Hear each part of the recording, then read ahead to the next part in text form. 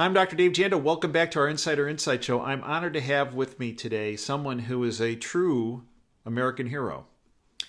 And one would think that the United States government would embrace my guest, Victor Avila, an American hero. He sacrificed his life. His partner died. He was wounded in action.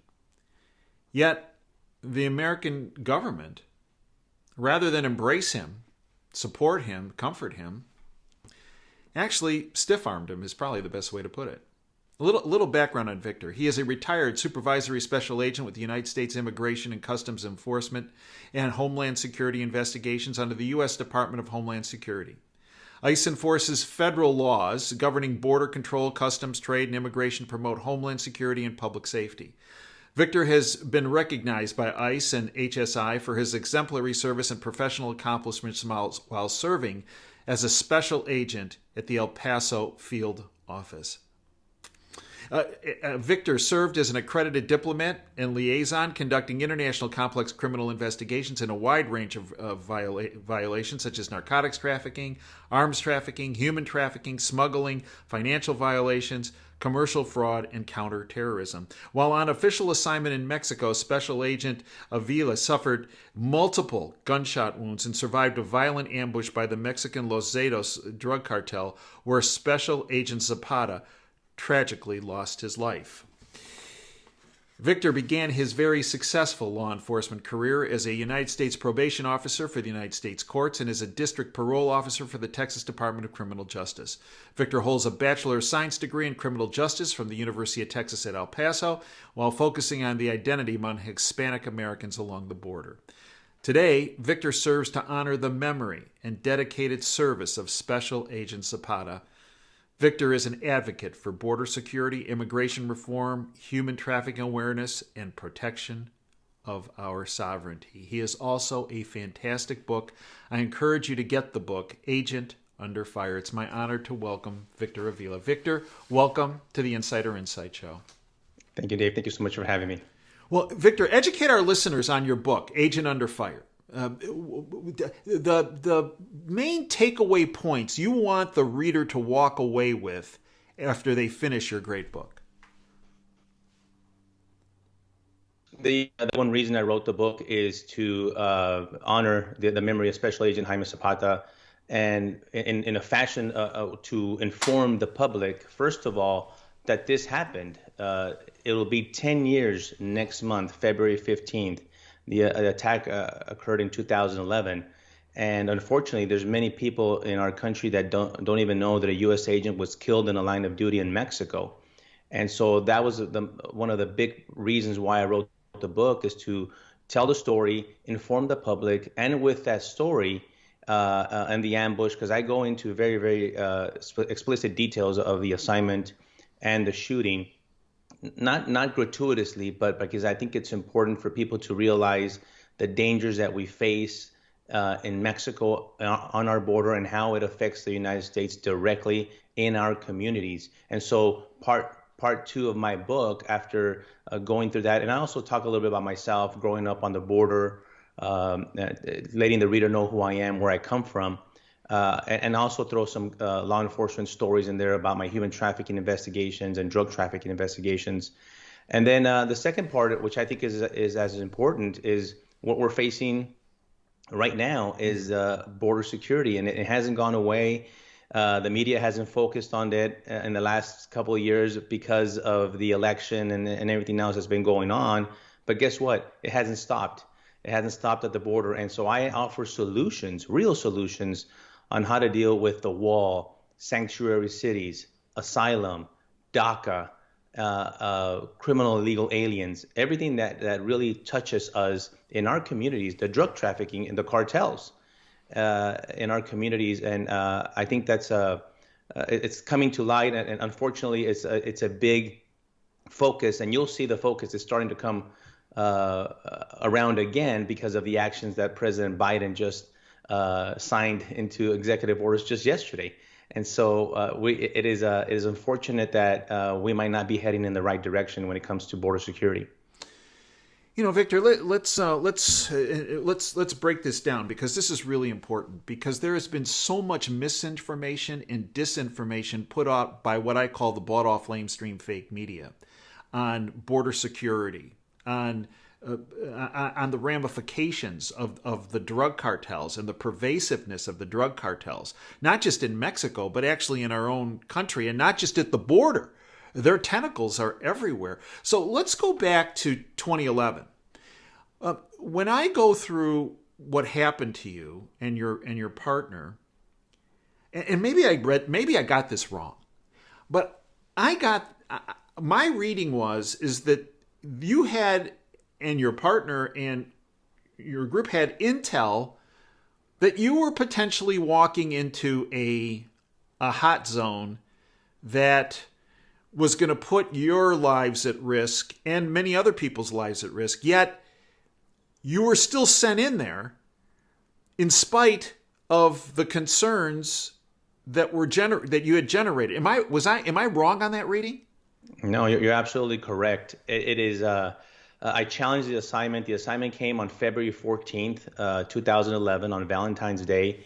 I challenged the assignment, first of all, because I had just actually returned into Mexico. I was conducting another investigation and was unaware of what's going on. And in the law enforcement world, we get briefed a lot on operations, and you are in the middle of briefings and communications if you're going to conduct some kind of operation or any kind of activity, especially in Mexico.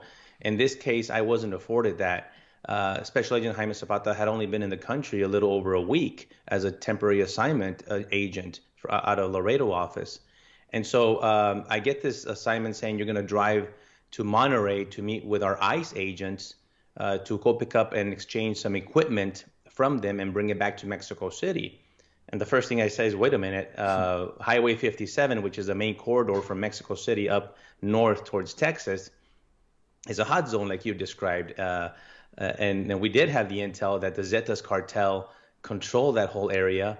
And I immediately make phone calls to the assistant ICE attaché out of the Monterrey consulate and say, hey, listen, what's going on? He's like, yeah, Victor, they're having firefights on this highway between the Zetas cartel, the military, and the police.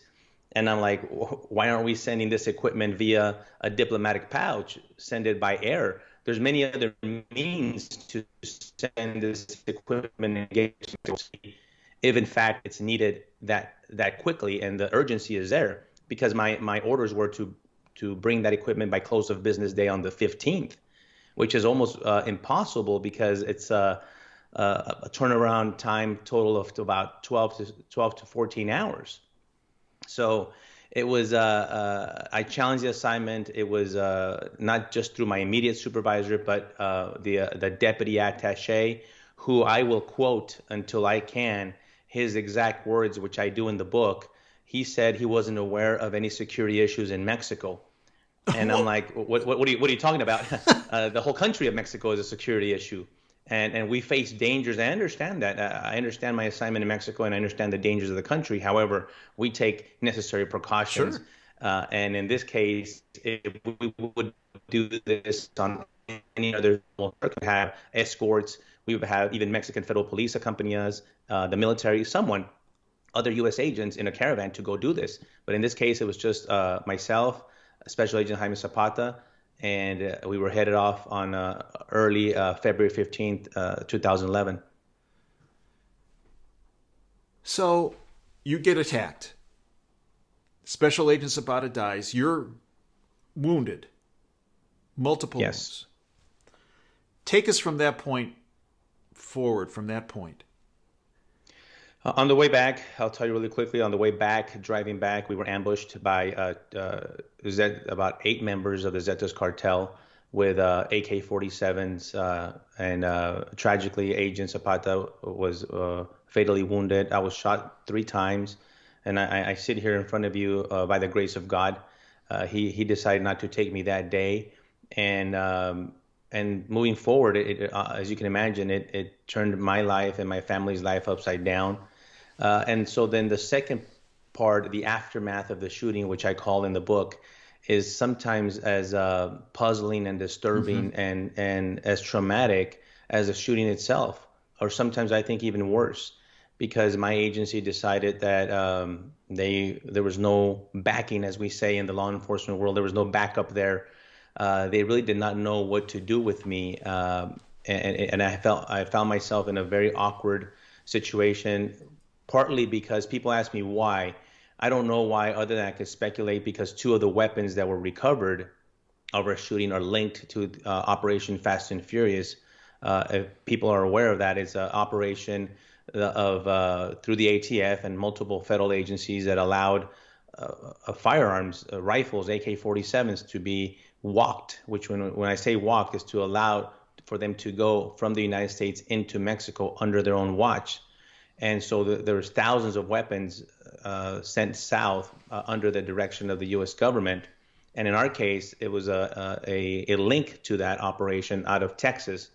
And two of those weapons that were recovered were weapons attached to that ATF supervised and had the opportunity to arrest the individuals before. But so maybe that's the reason. Maybe the reason is that we tried to legally seek, we sued the government.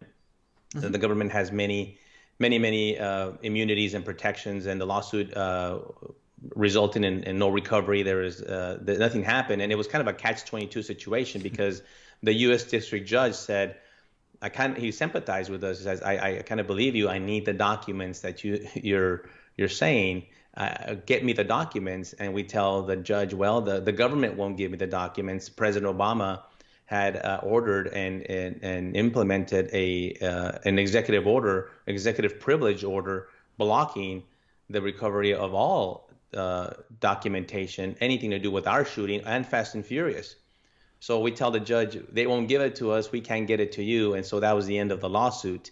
And so fast forward to 2015, I had no other choice but to separate from the service, and I had to do it in a medical way. I received a medical retirement, and so now my focus was to tell the story, and really to educate people what's going on in our border. Mm-hmm. Human trafficking, the cartels, and the story of Special Agent Jaime Zapata's heroism and his sacrifice that day. Victor, the people that sent you on essentially a homicide mission did they, after the event, the very people that you said, stop, this is not a smart idea, did they ever come to you and say, Victor, what was I thinking? Why didn't I listen to you guys? Did you get any of that? Absolutely not. As a matter of fact, they were promoted by the agency and now are higher up as you and I speak. Some have retired. Some are still there in high levels of positions within the Department of Homeland Security under Homeland Security investigations. They got promoted for not listening to the people on the ground saying, this is not right, this is a bad mission. And one of those individuals, Special Agent Zapata, dies, and you get significantly wounded in the process, and they get promoted? That's correct. And not only the information from the agent on the ground, myself, and the agents from Monterrey, but from the U.S. ambassador, from the U.S. Embassy in Mexico City themselves. There was an alert issued prohibiting any U.S. personnel to drive on Highway 57 where the ambush occurred, whether you would be traveling for personal reasons or business reasons. And so they even, just disregarded that alert altogether. So there was a lot of issues there with that assignment that unfortunately resulted in the death of Agent Zapata. So it's bad enough that they promote these people that cause this unnecessary loss of life and your injuries, which were significant. That's bad enough. But in addition, your administrators, rather than embrace you, pushed you away, told people to stay away from you, not to talk to you, not to deal with you, correct? That's very true, and I'll make something very clear. I never requested any special treatment from my government, my agency. All I wanted was just basically to be taken care of. I wanted my family. We were in another country. My family was extracted in a very traumatic way by multiple federal police, and because they were at one point in danger. And so I just wanted them to take care of me and in a put me in a position. They could have done a lot of things for me, in other words, and they just decided not to. I could go into a lot of details about it. They took my guns away. They erased my law enforcement call sign. They erased my email.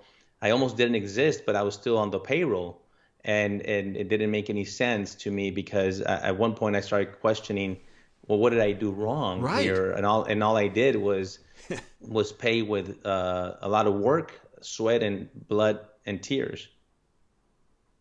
This is so upside down, Victor. I mean, this is like something from a really horrible movie. In the words of my friend Daniel Horowitz, he describes this event as a Mexican Benghazi. And yes. And then when he said that, I said, absolutely right. This is a botched assignment. The aftermath, they could have done something here differently. I hope they learned from it. And obviously there's policy that has been implemented now after the shooting. However, we could go into details about what's going on in Mexico and how our personnel are still working hard in Mexico as we speak to try to enhance the mission of our U.S. government to keep us safe and our homeland safe. Victor, one of the misconceptions about the drug cartels is that, well, okay, they're ubiquitous in Mexico, but that's it. They haven't become ubiquitous throughout the United States. And if they are more ingrained in the United States, it's mainly just along the border on the southwest. Victor, that's not the case at all. Absolutely not. And what I do in the book is I really express the need for Americans to know what is going on. And Mexico, and I'll tell you this, when I started my career in 2008 in Mexico, it was in Ciudad Juarez, the other side of El Paso, Texas, which was the most dangerous city in the world at that time, with 350 homicides a month. I thought there's no way Mexico could get any worse. And I was actually very, very wrong. It is worse. The cartels have become a fluid organizations, which I describe in the book as foreign terrorist organizations and should be designated as such by our U.S. government because of the presence they have not just in the United States, but 40 countries around the world. And they are not just along the border. Mexico might be their headquarters, yes, but these guys are ruthless. They deal obviously in violence.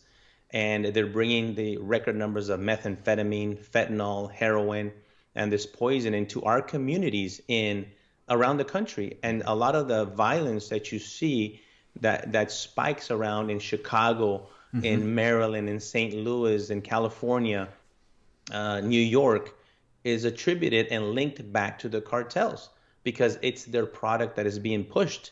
And so the cartels are present in these communities. They have established their presence in these areas to make sure that their product is being distributed accurately. And of course, I get the pushback. They're not terrorists. They're not like ISIS. I think they're exactly like ISIS.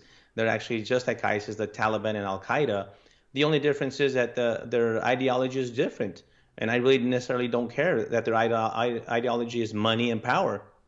But the ruthlessness, the violence that they commit on a daily basis, it is worse actually than ISIS. And if you see what's happening in Mexico on a daily basis, firefights in the middle of the day, these cartels are highly sophisticated. They are not drug gangs. These are and they're no longer drug trafficking organizations either. These are highly sophisticated organizations, highly weaponized, highly trained, and dealing with not just narcotics and drugs, human trafficking, human smuggling, the avocado trade, the oil and gas industry in Mexico. These guys have tapped into a plethora of illegal activity. And guess what? their main concern is bringing it across our border and affecting our U.S. citizens. You know, Victor, for 32 years I practiced as an orthopedic surgeon, as a physician, and many times when you're on call, you meet people that you normally would not meet in life. And one of the biggest misconceptions I have found is that when you deal with, and I had let's call it the opportunity, to take care of a number of individuals that were in drug cartels because I was on call, they got hurt, and I'm there to take care of them. Now, here's one of the biggest misconceptions I found, and maybe you can tell me if I'm wrong, but many people believe, well, the drug cartel individuals they're ruthless, but that's where it starts and stops. These people are ruthless, but I'll tell you, some of the smartest people I ever came in contact with in my life were people who were with the drug cartels. They're not dumb. They're really smart. And part of that highly sophistication is exactly that. These individuals are highly trained, and you have a hierarchy just like you would in any private corporation, all the way up to the CEO. And so, yes, you do have intelligent people running these organizations. They wouldn't be successful in the billions of dollars if they weren't. And so they are very well managed.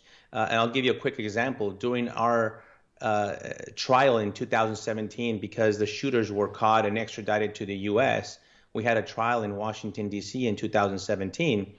And the information that came about of the Zetas cartel, and I'll give you two quick examples. They had to check out the vehicles that they used for our attack and the weapons, and they even had fleet cards, gas cards for the vehicles. This is just like any private corporation and highly controlled under a payroll. Everybody has their role. The difference is that their role is murderers, kidnappers, extortionists, and the list goes on and on. But yeah, this is the message that I'm trying to bring, is that the United States needs to step up at this point now, especially under this new administration, and really focus on the imminent threat that I think the cartels are to our country, and we need to do something about it. And that's part of border security, which really is now national security. Oh, and let's talk about that, because as you mentioned, there is this plethora of executive orders that were signed, many of them focusing on the border. So take us through the Trump administration, and now that Biden is there, where we are, where we're going with illegal immigration, your take, border security, human trafficking, and the like. Great question. We're going to see major changes. So under the Trump administration, as everyone knows, there was new policies and executive orders implemented to strengthen our border security. A lot of people call it racist and moral and all these things. I, as a person, as a Hispanic individual and a person that was born and raised on the border and worked most of my life there and in Mexico, I could tell you it has nothing to do with that. It has to do with the protection of our sovereignty in the United States.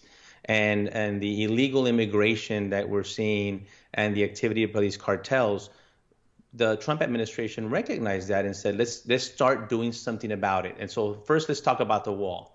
So the wall is a tool, right? That people like me and that work down the border requested. If you're a carpenter, you request a hammer because a hammer will help you do your job a lot better rather than using a rock.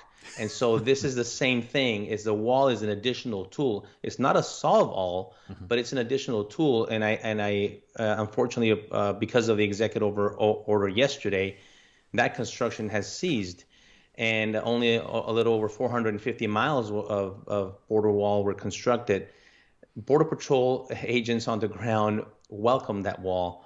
I've seen in my career many instances of SUVs full of drugs just cross the river where there's low level of water, individuals, 16 of them carrying drugs and dumping them on the other side. The floods of illegals being brought over by coyotes, and so the wall slows that down drastically. So that's one thing I talk about as well in my book. But so the other one, the big ones that are coming up right now, is the asylum claims and the caravans that everybody has seen, and are, as you and I speak, on their way right now to our southern border, because they just got the message that it's wide open and they're coming.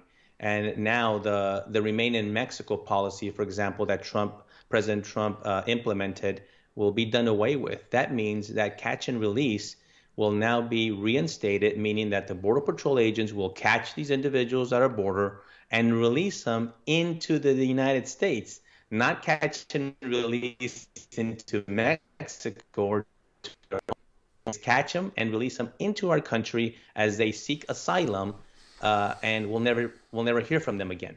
And the asylum laws, by the way, Dave, have not changed. The asylum laws, when I worked there, and even under the Trump administration, even under the Obama administration, the criteria to qualify for asylum is still the same. It's the interpretation of those asylum laws that has really drastically changed. And really what it comes down to it, I'm a humanitarian. I know these people that come from Honduras and Central America and Mexico and a lot of other parts around the world. I know they want to better their families and their economic situation, but it gets to a point where when are we going to say this is something that's a responsibility of your government, not of ours? And this has nothing to do with being insensitive or racist or immoral, or it's not that I don't want people. I'll tell you right now, I'm the biggest proponent of legal immigration. I'm the product of legal immigration. You're looking at the American dream here. My parents came here legally. They worked hard. They're living the American dream. They assimilated, which I talk about it in my book. They assimilated to this country. My parents are U.S. citizens. My dad became a U.S. citizen in 1980, and that's the right way to do it. And I'm all for that.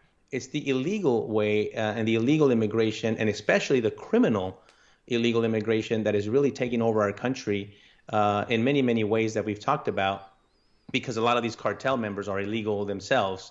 And so the Trump administration, with everything that they implemented, it was starting to help. And the statistics speak for themselves.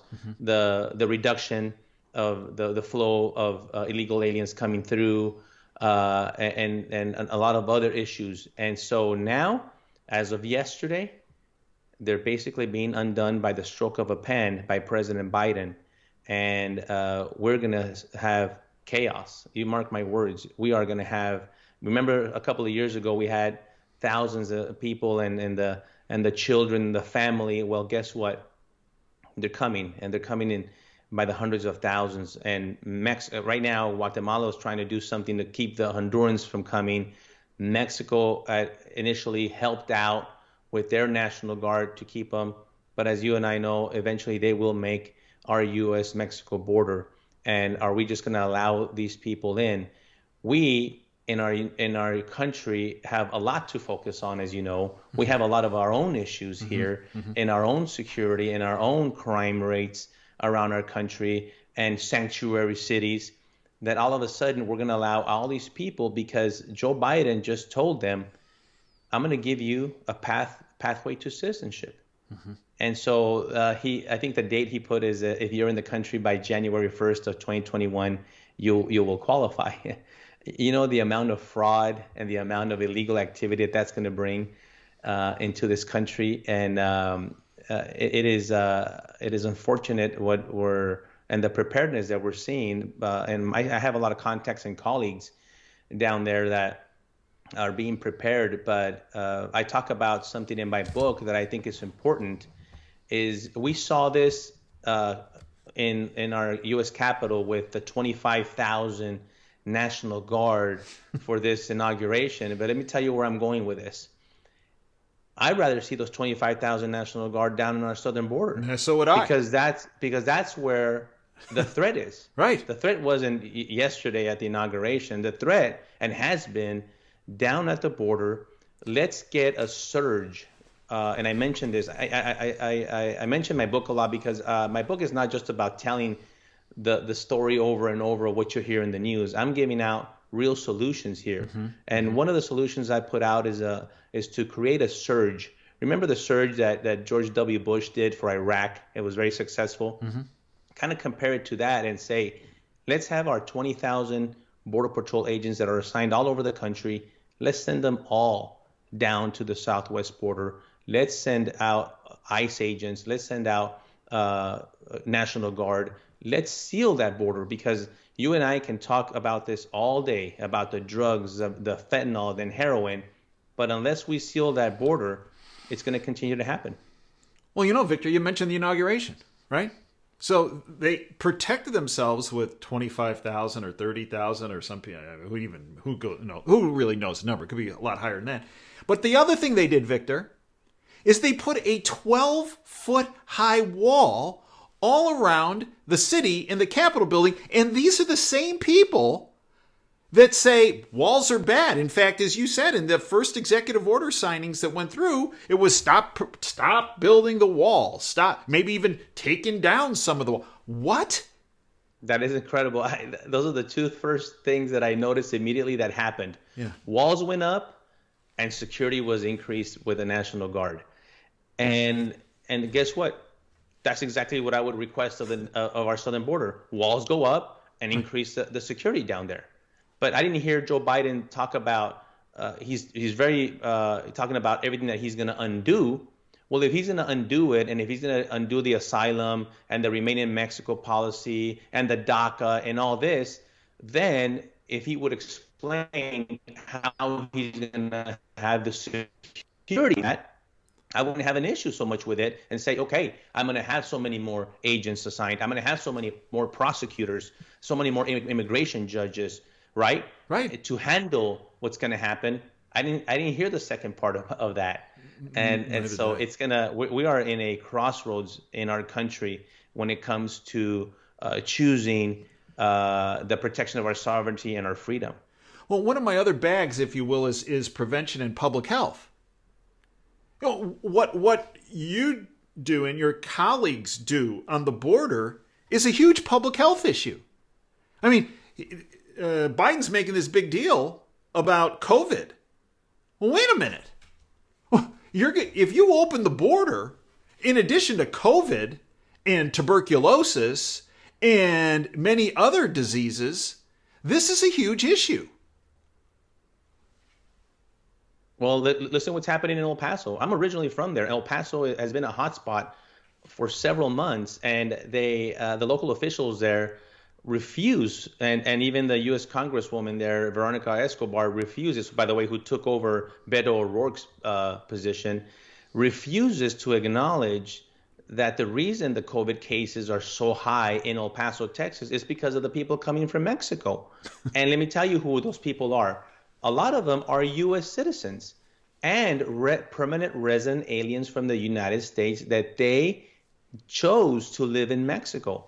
I've known this all my life living there. You're a permanent resident alien, getting the benefits of being a U.S. resident alien, but you live in Mexico. Well, now guess what? Now you're suffering the consequences of living in Mexico because of the COVID crisis that they have over there. Now all of a sudden they come to the U.S., in this case El Paso, take over our hospitals, and some of those are so overwhelmed with COVID cases and ICU units that some of those patients are being flown into the interior of Texas. And a lot of people don't know this because you will not hear about it in the mainstream media.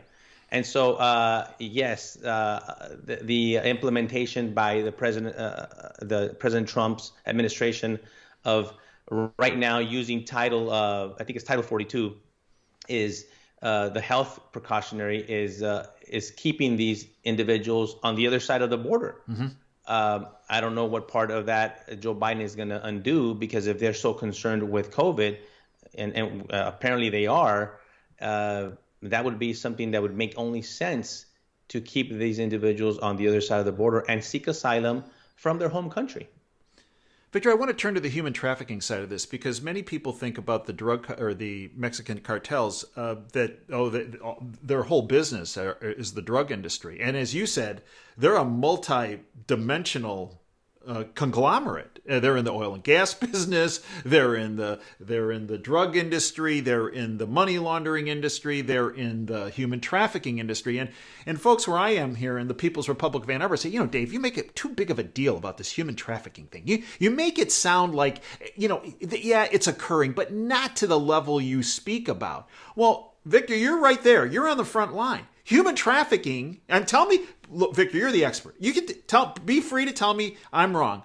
But human trafficking is a huge deal, and in fact, I contend that these cartels make as much money, if not maybe more money, from the human trafficking side of this equation than from other sides of their conglomerate. Absolutely 100% correct. By the way, I'm a subject matter expert in human trafficking, and that was my specialty as a Homeland Security Investigation Special Agent. And I've rescued countless women and children from captivity, not only in Mexico, but throughout the United States. And so I'm here sitting in front of you telling you that this is a huge, huge issue. And, I know President Trump did a great job of bringing human trafficking to light, but it's been going on for many, many years. Mm-hmm. This is nothing new. It's two types of trafficking that we're mainly concerned with. You have the sex slave trade, the sexual exploitation side of it, but also we have the forced labor part of it. And we have the international victims that are brought from other parts around the world. And we also have human trafficking of U.S. citizens within our own borders. And so we can't ignore that part as well. The Dallas-Fort Worth area in Texas right now is the #1 hub for human trafficking.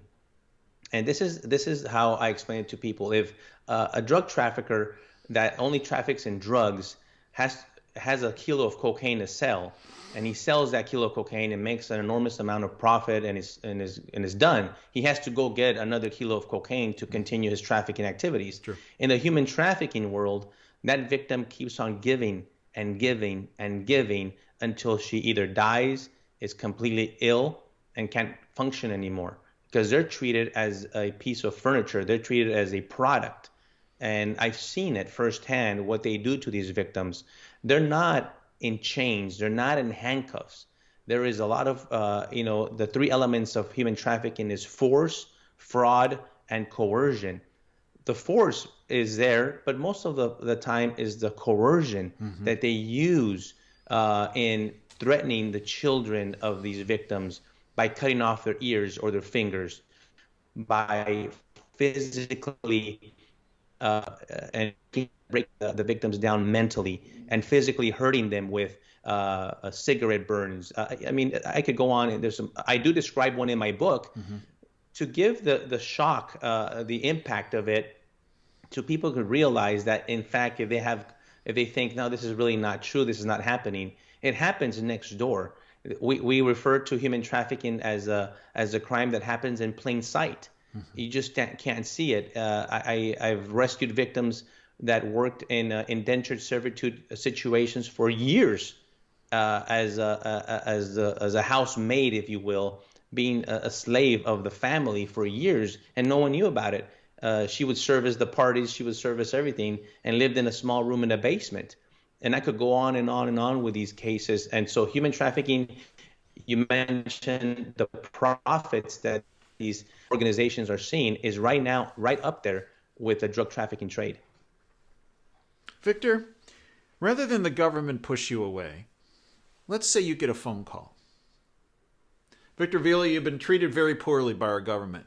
You sacrificed your life, your partner lost his life at the hands of potential policies of our own government. And then they call you up and they say, Victor, we want to make this right.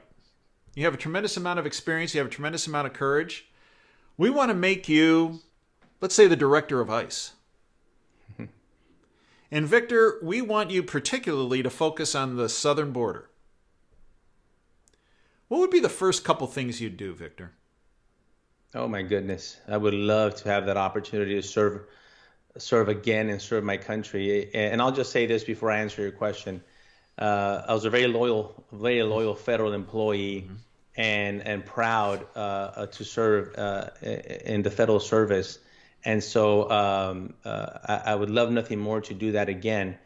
And so I would immediately implement these changes with, first of all, sit down with the Department of Homeland Security secretary. By the way, the new one that's coming on board is not someone that we are, at least in my personal view, that would have security, border security as a primary focus. But nevertheless, everything that we just talked about right now, I would immediately change and implement around our southern border from Brownsville, Texas to San Diego, all the way. I'm talking about a shift of personnel. I'm talking about a shift of in resources. I'm talking about special assignments. There's a lot of good people that work in in our agencies that have not given the opportunity to really lead. And we have great leaders. And let me tell you, I'm a great supporter of ICE, and I'm a great supporter of the Department of Homeland Security. It's just that the leadership has lacked there in many years. And so we continue to see political appointees, individuals that have never actually been down there, done that. And so I would love to see those type of people in supervisory roles, and not just management roles, but higher positions, to really assess, and they know what's going down there because they've been there and done that. And let's not forget the customs part of it as well. We talk a lot about immigration, but there's intellectual property rights violations, counter-proliferation investigations. Right now with the vaccines, HSI protects our homeland by all the pharmaceuticals that comes into our country, the toothpaste that you use every day. We want to make sure that you're not using a counterfeit toothpaste in your mouth. And so we're protecting our homeland in many other fashions and ways that people might not be aware of. And so I would bring all that focus, and anything that has a nexus and touches our border will be the primary focus, and it should be, even though that's the mission of ICE and the mission of Homeland Security. I think the focus to bring that mission into action would be the first thing I would do. Victor, educate our listeners on how they can get your book and how they can continue to follow your courageous efforts in making every person in our country safer. Absolutely. You could go to agentunderfirebook.com, agentunderfirebook.com. You can find me there. You can send me an email through there. I'm also available for public speaking events. I talk a lot to law enforcement groups, military groups, but I also like to start speaking to faith-based groups and share my survival story, because I firmly believe that God had something to do with me and has there's a reason why I'm here, and maybe a purpose, and maybe this is it, to educate the public. And so you could find me through there. You can follow me on Twitter if you're still on there, at VicSurvivor11, at VicSurvivor11, and hope to make some contact with some of your viewers and listeners. Victor, I'd like to thank you for everything you have done, are doing, and will do. My dad's favorite saying was dream big and dare to fail. I used to say, wait, you mean dream big and dare to win? And he'd be like, no. If you just dare to win, you're not going to leave it all in the field. But if you dare to fail, you leave it all in the field. And Victor, that's exactly what you've done your entire life. You've dreamed big, you've dared to fail, and in the process, you have helped every American. They might not know it, but the truth is you've helped every American with their safety and their security, and to help ensure their future. And I thank you for your courage and your sacrifice. Thank you so much for your kind words, David, and I really appreciate the time today. I thank you, Victor, and I thank you, folks, for joining us. Until next time, Dave Janda signing off. Dream big and dare to fail, just like Victor. Let him be your role model. Until next time, Dave Janda signing off. Take care.